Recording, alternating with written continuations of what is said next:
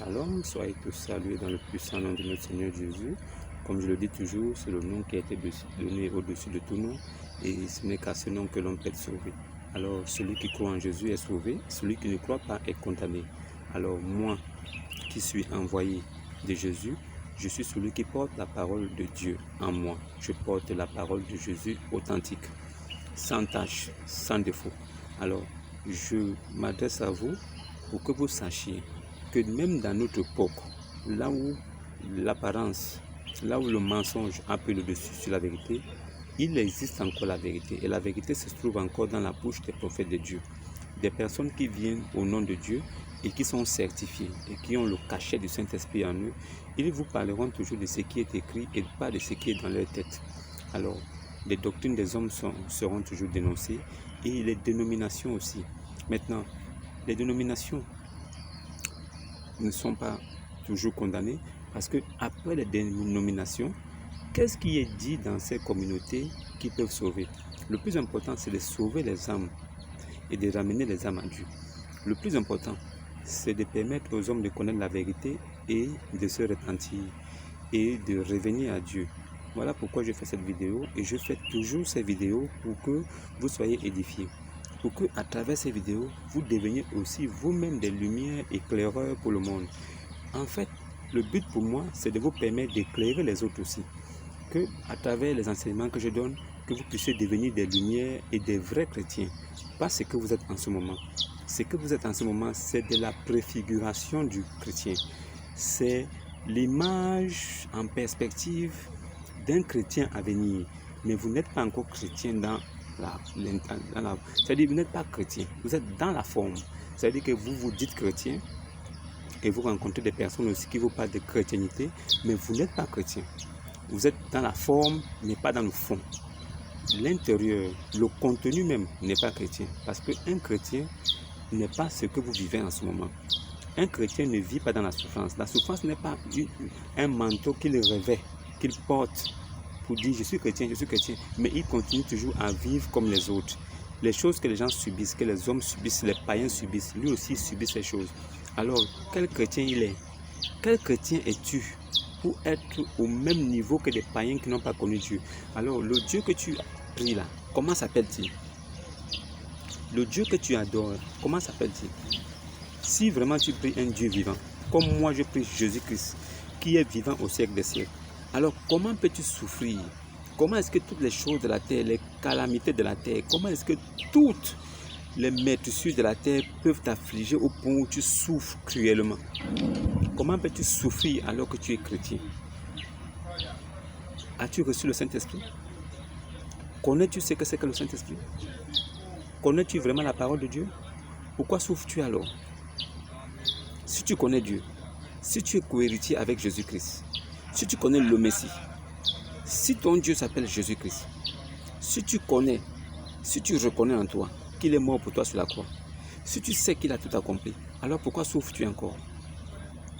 Bien aimé, j'aimerais attirer votre attention pour que vous compreniez que dans le monde dans lequel on vit aujourd'hui, beaucoup de personnes viennent au nom de Dieu, ils viennent en disant qu'ils sont envoyés de Dieu, mais sous la forme d'accord, mais dans le fond, la plupart c'est des menteurs, c'est des ouvriers de malheur. Ce qu'ils veulent, c'est s'enrichir. Ils comptent sur vous pour pouvoir atteindre leur objectif. Ils veulent de l'argent, alors ils passent par tous les moyens. Comme ils savent que vous êtes cupide et que vous êtes prêt à tout pour avoir de l'argent, alors ils vous font croire qu'avec les prières de percée financière, vous allez réussir. Ils vous font croire qu'en vous badigeonnant l'huile d'olive au corps, vous allez réussir. Ils vous font croire qu'en vous donnant des chapelets sanctifiés que vous allez porter sur vous, vous allez réussir. Ils vous font croire qu'en vous vendant des petits bidons d'eau bénite, disant que c'est de l'eau du puits de Jacob, vous allez vraiment réussir. Ça veut dire qu'ils vous font croire que la réussite est dans ces choses-là. Ils vous font aussi croire qu'ils vont vous vendre l'eau du puits de Jacob. Ils vont vous vendre le parfum de Saint-Michel Archange. Ils vont vous vendre aussi l'huile de la corne de Moïse. Ils vont vous vendre toutes ces choses. Mais au final, si vous remarquez bien, rien de bon n'arrive dans vos vies. Ils vous vendent le mirage. Ils vous vendent l'illusion. Mais vous leur donnez du potentiel pur. Vous leur remettez de l'argent. C'est palpable. Et ça là, ils peuvent réaliser des choses avec. Mais vous, qu'est-ce qu'ils vous donnent? Ils vous vendent le rêve. Ils vous frottent de l'huile d'olive. Et rien n'arrive plus tard. Ce n'est pas de leur faute. La faute est à vous. Parce que vous n'avez rien compris. Vous ne connaissez pas le Dieu que vous priez. Vous ne connaissez même pas son nom. Mais vous vous baladez dans cette communauté disant que vous êtes des chrétiens. Vous êtes chrétiens sur quelle base? Quelle est la base de votre chrétienté? Votre foi est basée sur qui? Et il s'appelle comment? Si vous le connaissez, alors vous pouvez savoir comment vous débarrasser des chaînes de domination et des doctrines des hommes qui vous emprisonnent, qui vous appauvrissent. Ils prennent votre argent, ils vous appauvrissent. Qu'est-ce que vous avez gagné là-bas? Depuis des années, vous êtes là-bas, qu'est-ce que vous avez gagné? Les communautés dans lesquelles vous êtes depuis des années, qu'est-ce que vous avez gagné de bon? Vous avez eu quoi? À part la désillusion, à part les promesses, les prophéties qui n'arriveront jamais. Ils vous font des prophéties, mais vous n'allez jamais voir ces prophéties-là. Ce sont des menteurs, des ouvriers de Satan. Ils ne sont pas là pour vous aider. Même vos âmes ne les intéressent pas. Ils n'ont même pas pitié de vous parce que vous allez tout droit en enfer. Parce que votre foi est basée sur la doctrine qui vous enseigne. Si les choses qui vous disent, alors si les choses qui vous disent ne sont pas sur le fondement, ne sont pas assis sur le fondement des apôtres, sur le fondement de l'église de Dieu, de Jésus-Christ, alors vous allez aller où? Forcément en enfer. Cherchez à connaître Dieu. Cherchez à savoir comment il s'appelle. La vérité ne se cache pas. La vérité n'est pas cachée. La vérité se trouve dans les Saintes Écritures. La vérité se trouve dans la Torah et l'Évangile. Même le Coran puise sa base sur la Torah et l'Évangile. Le Coran n'est pas venu comme ça de lui-même. Il a pris sur la Torah et sur l'Évangile. Le Coran existe parce que la Torah et l'Évangile existent. Le Coran cherche sa légitimité sur la Torah et l'Évangile. Le Coran ne peut pas subsister tout seul, alors que la Torah et l'Évangile subsistent seuls. Ils n'ont pas besoin du Coran. Mais le Coran, pour subsister, il a besoin de la Torah et de l'Évangile. Voilà pourquoi vous verrez dans le Coran les choses qui sont dans la Torah et sont dans l'Évangile. C'est tout. Mais les choses qui sont dans la Torah et l'Évangile, mais qui sont falsifiées dans le Coran. Le Coran falsifie les choses de la Torah et de l'Évangile et il remet ça dans un autre livre. Maintenant, si vous lisez attentivement tous les livres de foi, vous verrez que là où la foi doit vraiment se poser, là où il y a la vérité et la vie, c'est la Torah. Parce que les versets sont donnés de façon ordonnée et de façon claire pour pouvoir édifier la personne. Dans le Coran, tout est mis en désordre. Ça veut dire que vous ne pouvez pas vous retrouver. Et en même temps aussi, la vie du prophète même qui a donné ce livre-là n'est pas indiquée à l'intérieur. On ne parle pas de lui à l'intérieur. Sa vie, ses choses, tout ce qu'il a fait, son vécu, sa mort, ne sont pas dans le Coran. Pourquoi? Ils ont enlevé ça parce que ce ne sont pas des choses qui sont bonnes à écouter, bonnes à entendre. C'est comme l'Église catholique. L'Église catholique, ils tiennent la Bible entre les mains. Mais ce qu'ils font, les doctrines qu'ils appliquent, ne sont pas écrits dans la Bible. C'est-à-dire que la Bible, c'est le livre qui est là avec la vérité. La vérité est dans la Bible. La Bible, c'est le livre de vérité. Mais les catholiques, qu'est-ce qu'ils font? Ils tiennent la Bible entre les mains, mais ils ne disent pas ce qui est dans la Bible. Ils disent ce qui sont dans leur raisonnement à eux, dans leur philosophie à eux. C'est ce qu'ils imposent aux fidèles. Mais ce qui est écrit dans la Bible, là, non. Ce qui est dans les Saintes Écritures, ils rejettent ça. On dit, ceux qui doivent servir Dieu doivent être mariés d'une seule femme. Eux, ils disent qu'ils ne doivent pas se marier. On dit, je te salue Marie, toi à qui une grâce a été faite. Eux disent, je vous salue Marie, pleine de grâce. Ils appellent Marie mère de Dieu, alors que Marie est notre sœur en Christ. Si Marie n'avait pas cru à l'évangile, c'est qu'elle est condamnée. Marie ne peut pas être mère de Dieu. Ça n'existe nulle part dans aucun verset dans la Bible. Dans toute la Bible qui tient dans la main, vous ne verrez pas un verset là où Marie est mère de Dieu. Alors ils prennent ça d'où? Leur doctrine là sort d'où? Si ça ne vient pas des Saintes Écritures, ça veut dire que ça vient du diable. Voilà pourquoi nous disons que les catholiques sont du diable. Quel apôtre a utilisé le chapelet? Quel apôtre a utilisé le parfum de Saint-Michel Archange? Quel apôtre a utilisé eau bénite? Quel apôtre a utilisé les parfums et les encens? Quel apôtre? Vous ne comprenez rien. L'Église catholique, c'est un filet de Satan. Tous ceux qui sont à l'Église catholique sont déjà condamnés. S'ils ne reviennent pas à la vérité, ils iront en enfer. Les musulmans, c'est la même chose. Ils ont aussi des chapelets. Ils portent des chapeaux pour aller adorer un supérieur. Comment tu peux porter un chapeau pour aller adorer quelqu'un qui est au-dessus de toi? Jésus-Christ est au-dessus des hommes. Dieu est le sujet d'adoration. Il est au-dessus de nous tous. Nous l'adorons, ça veut dire que c'est notre supérieur. Supérieur dans toutes choses. Alors comment nous pouvons aller voir un supérieur et mettre la casquette? Si déjà on ne peut pas mettre un chapeau en allant voir déjà un homme qui est au-dessus de nous, combien de fois mettre un chapeau pour aller voir le supérieur de l'univers? Ce sont des impolis. Les musulmans, c'est des impolis. Ils mettent des chapeaux, ils ont des chapelets. Ils pensent qu'en lavant les orteils, les pieds, les fesses, leur anus, lavant les oreilles, lavant le nez, lavant la bouche. Ils pensent que c'est comme ça qu'ils vont aller au paradis. Ils ne savent pas que ce corps-là va pourrir. Le jour qu'ils mourront, on va les mettre 2 mètres sous terre. Le corps-là va pourrir. Pourquoi quand ils meurent, on ne prend pas les corps, on envoie ça au ciel?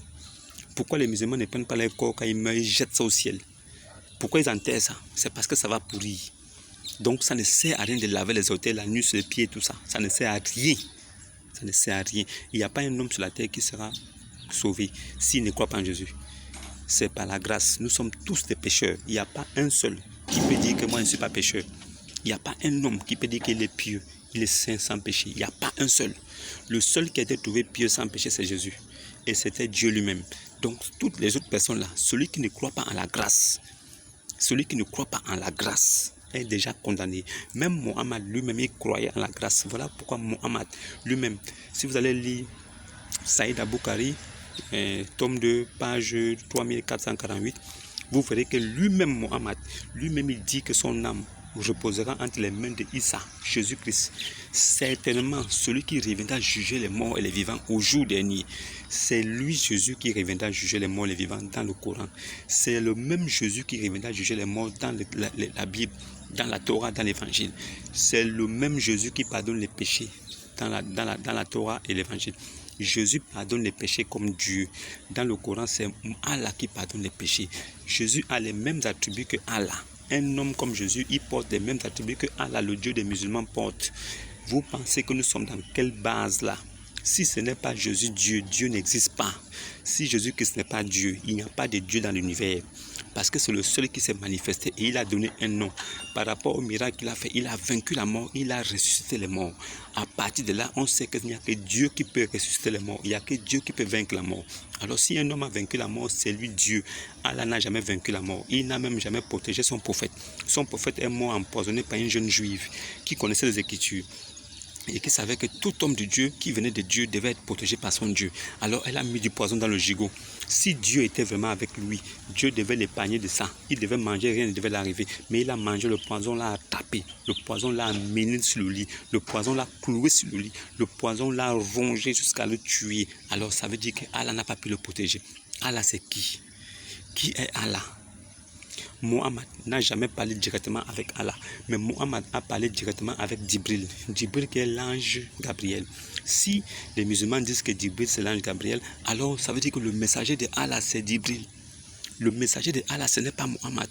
Parce que tous les messagers de Dieu parlent directement avec Dieu. Moïse a parlé directement avec Dieu. David parlait directement avec Dieu. Tous les prophètes de Dieu, de la Torah, de l'Ancien Testament jusqu'à Jésus, parlaient directement avec Dieu. Maintenant, qu'est-ce qui s'est passé pour que Mohammed, lui, ne parle pas directement avec Allah, mais il parle avec Djibril? Donc, le vrai messager de Allah, c'est Djibril. Djibril a donné à Mohammed. Mohammed a seulement traduit. Mohammed a porté la parole. Mais le messager authentique de Allah, c'est Djibril. C'est l'ange là, l'esprit Djibril là. C'est lui qui est le messager de Allah.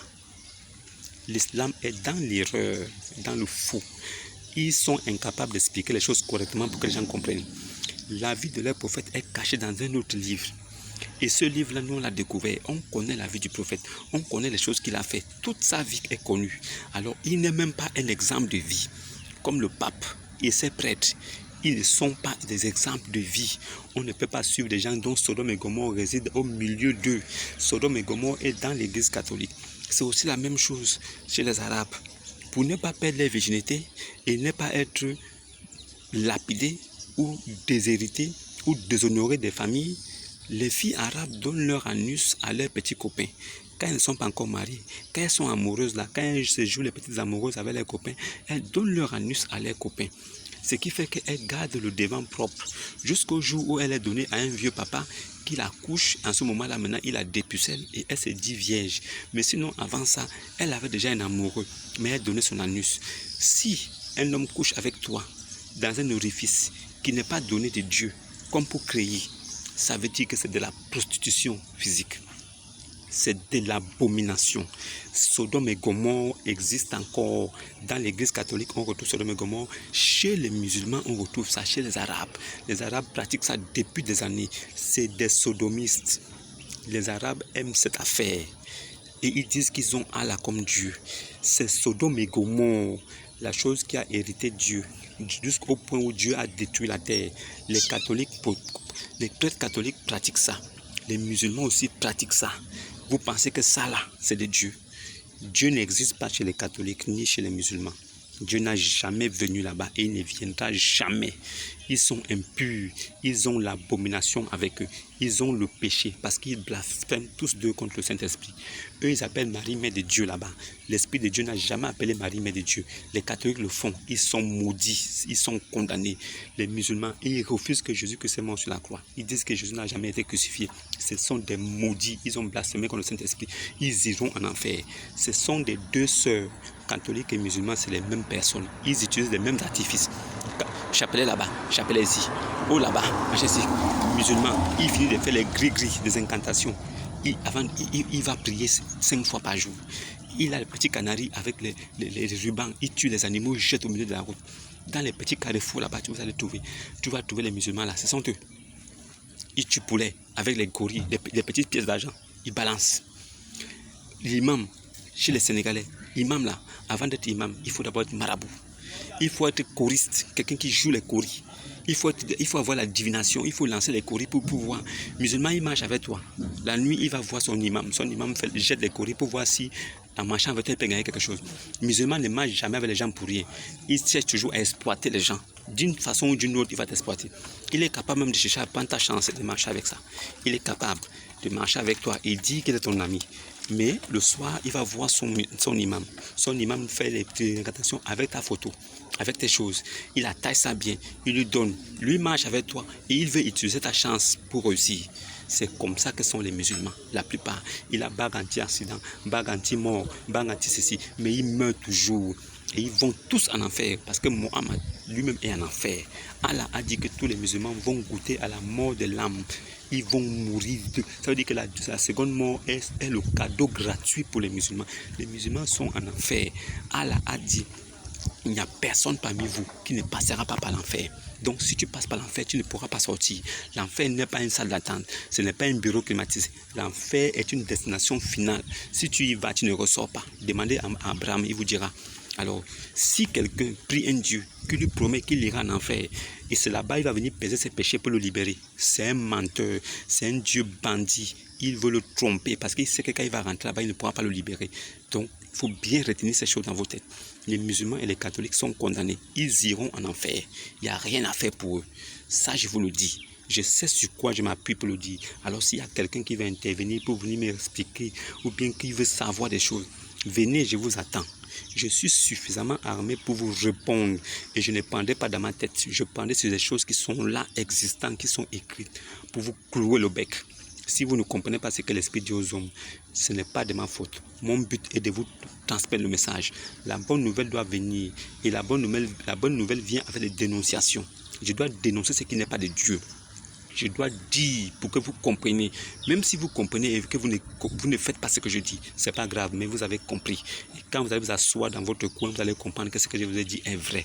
Ce que je vous dis est la vérité authentique de Dieu. Arrêtez tout ça. Sortez de ces choses-là. Dieu n'est pas là-bas et il ne sera jamais là-bas. Ceux qui ont compris, c'est bon. Ceux qui n'ont pas compris aussi, ce n'est pas mon problème. Mais celui qui veut se rébeller, celui qui pense qu'il a quelque chose à dire, c'est ce que je dis là. Il n'a qu'à venir poser des questions. Je lui répondrai personnellement. Je lui dirai des choses qu'il n'a pas compris, des choses qu'il ne comprendra même pas. Mais je lui dirai la vérité de Dieu. Après vérification, il se rendra que c'est écrit. Et il dira Amin dans son cœur. C'est tout. Le reste là, ça ne m'engage pas.